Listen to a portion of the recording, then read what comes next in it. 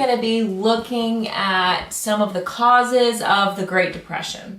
The Great Depression followed that time period of the Roaring '20s when there was so much spending and credit and all kinds of fun things going on, but people were essentially spending money that they didn't have.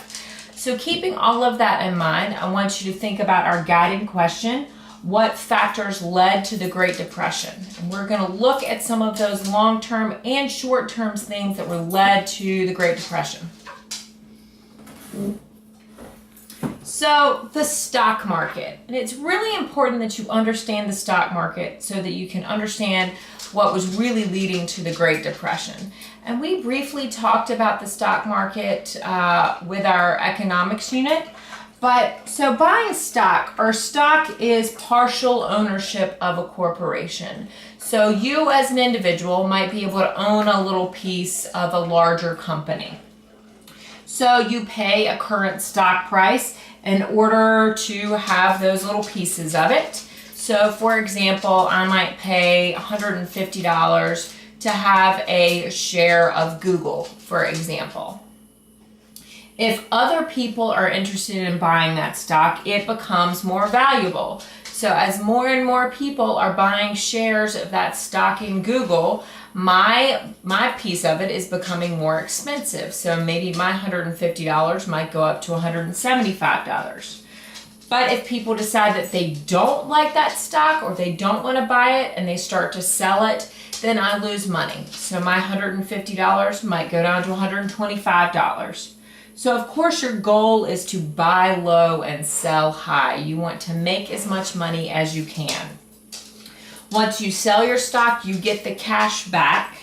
Until you sell it, you only have a piece of paper that says you have one share in Google or multiple shares in Google, or however it works out.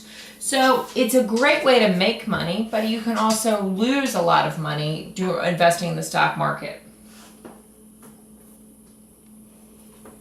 So the stock market crash occurred in 1929. Analysts had warned about the eventual ending of the bull market. So a bull market is a market when the prices are constantly rising. You'll also hear the term bear market, and bear market means the prices are pretty consistently lowering.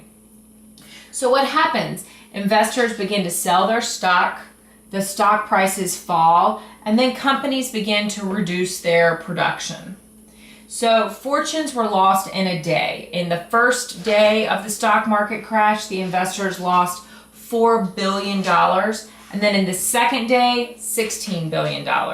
That is a lot of money during the 1930s to be lost. Companies completely went out of business. People lost all of their savings. So it really was a dramatic 48-hour span.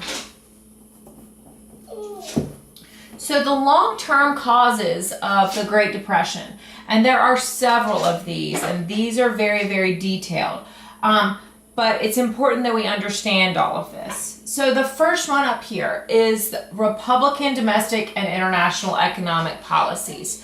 So this is going to be one of the first times that we see this global economy, basically money that is shared between a variety of nations. So we're going to have, at this point in the United States, laissez-faire government. And that laissez-faire government, basically, we're going to stay out of things as much as we can. And as we're staying out of those things, we're going to be really paying attention to our business. So the business of America is business. That is a trickle-down economics. Of course, we know what trickle-down economics is. The money is moving down. So the big ideas of this were to cut government spending, to lower taxes on the wealthy, to have higher taxes on the lower and middle classes. So what happens with this is that the rich end up getting richer, and then the workers suffer as the rich are becoming richer. And the big effects of that, increased production. So who buys that stuff? If the lower and middle classes don't have any money, it doesn't leave a lot of people to buy the goods. Machines begin to replace the workers, and the rich began to use tax decreases on themselves. So instead of reinvesting in their businesses or doing philanthropic things, they're using that extra tax money to buy themselves goods and to buy luxury items. Then we are going to look at the conservative international economic politics, okay, or policies. So the European nations after World War I owed the United States billions of dollars, okay? The U.S., of course, refused to forgive any or reduce any of those debts that the European nations really couldn't pay back. So the United States began to lend even more money to those European nations, thinking that, hey, in the long run, we're going to get that money back plus some. And then tariffs kept Americans buying American goods. So we can see how all of this kind of led to a problem. If the United States government is paying out billions of dollars in loans and not getting that money back, of course, that's going to leave us in a big hole.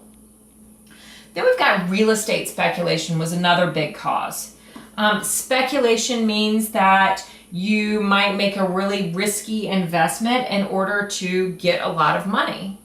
And we still see a lot of real estate speculation today, and that's what led into our current economic crisis. California was one of the big areas that we start to see things changing.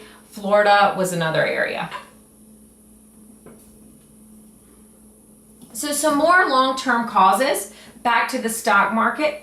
There was this unchecked speculation in the stock market. So not only was there speculation in real estate, but there was speculation in buying those stocks as well. It's a virtual feeding frenzy of buying and selling the stocks. And the prices of those stocks were deceiving. It was kind of difficult to tell how well the business were really doing because the stock market was so crazy up and down. Crooked investors are going to begin to look for a quick profit. President Hoover kind of realized this is coming, so he forewarned American investors that possible hard times are coming. Nobody really listened until that stock market crash of 1929. Then we had these unregulated banking institutions. So the stock market crash led to a big crash in the banking industry as well. We go back to that laissez-faire economics, that hands-off approach in the 1920s. As a result, there were not a lot of regulations in banking. So there weren't reserve funds, there was no money insurance. Today, when you make an investment or when you put your money in a bank, there is insurance that protects that money. That did not exist in the 1930s. So banks overextended their credit to stock investors and to brokers, so they did not have the money to pay people when they wanted to come and get their money back, which was one of the big issues with the stock market crash and with the Great Depression, was that the banks couldn't pay the people the money that they had invested. So as a result, the banking industry essentially collapsed. Families lost their savings. Banks had no cash left. They lost money and that they had loaned out. People had to default on their mortgages, meaning that they could not pay for their mortgages due to their unemployment. And by 1932, a quarter of the banks in the United States had closed. So this banking industry collapse was really what affected the lower and middle classes.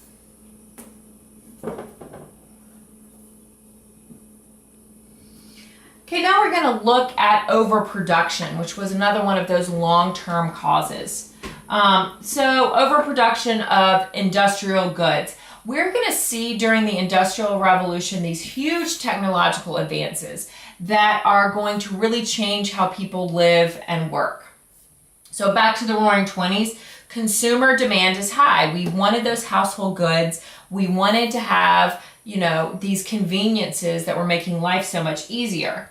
So machine is going to produce quality products quickly. So those machines are going to reduce the need to pay people to work. The machines are going to be able to do all of the work for them. We have unrestricted capitalism as a result. And by 1929, unfortunately, the supply exceeded the demand. which means that the price of goods would have to decrease. People didn't want to buy things, so there was this massive overproduction of these goods, which led into the agricultural sector as well. So American farmers had really done well during World War I. They used their profits to buy machines. But the problem is that the demand then drops. So they'd spent all this money buying these machines or had gotten loans for all of these machines, and the supply dropped. So that huge supply, that low demand together, once again, is going to lead to low prices. So farmers are going to work desperately to try to be able to pay back those loans that they took out for the machinery. They're not going to be able to do that. As a result, the banks are not going to be able to collect the money that they needed. So the banks are going to close due to those defaults and due to the stock market crash. Between 1929 and 1933, farmers' income dropped almost 50%. And this is going to be the heart of the problems in the Great Depression.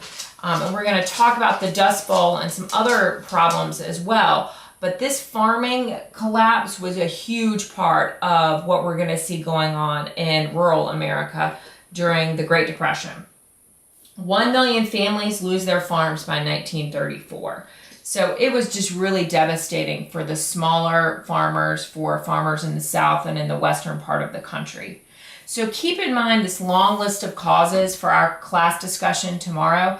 We're going to look more in depth into the stock market and actually do some research on different stocks. We're going to also look at the banking industry and how the banking industry really led to some of these causes of the Great Depression. So keep all of this in mind and have these notes ready for class tomorrow, and I'll see y'all then.